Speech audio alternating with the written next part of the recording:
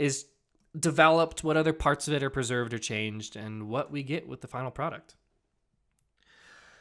GameStop, speaking of products, is revamping their whole idea of what they are because of their tragic loss. So there have been multiple stories recently of GameStop posting losses, closing down stores. Of course, they are a giant company, so they're not completely doomed. And so they're beginning to try to shift things around and consolidate resources and re-identify themselves. And one of the things they've begun to do is swap up their stores. They want to try to make these stores into like gaming hubs, like centers for gamers where they can come hang out as opposed to just a store. So it's kind of weird.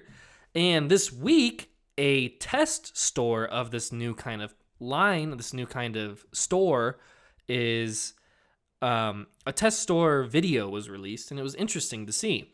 They had a giant TV on one wall and a couch so you could sit and play new games. Of course, they had the games, and then they had a ton of extra merch, which they've already been shifting into in the last couple of years. Just handing out a lot of game merch, working with game companies to make more merch. And then also in the back, they literally had a giant setup of CRTVs, old TVs, with Nintendo 64s and other old systems plugged into them to play. And you had like your own setup. You could get little headphones and everything. It's kind of crazy. And it seems like an interesting idea. Personally, though, I don't think I'd go. I mean, like maybe as a novelty, as an interest, like, oh yeah, like maybe we're out for the day or we stopped at another spot and maybe I want to pick up a game. And in the meantime, maybe I'll stop and jump around in Mario 64 or something. Like it's not something I'm abhorred by, but at the same time, I don't really see how this is going to help them. I'm curious to see if it works. They also said that they're going to be trying to put in a lot of different kinds of stores. So maybe one is more gameplay-centric, one is more retro-centric, one is more esports-centric, what have you, so that you can draw different crowds, I guess is the goal.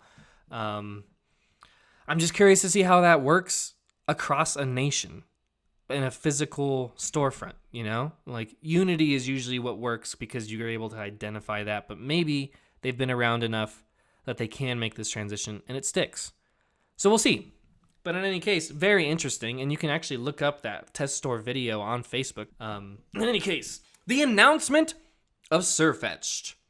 Surfetched is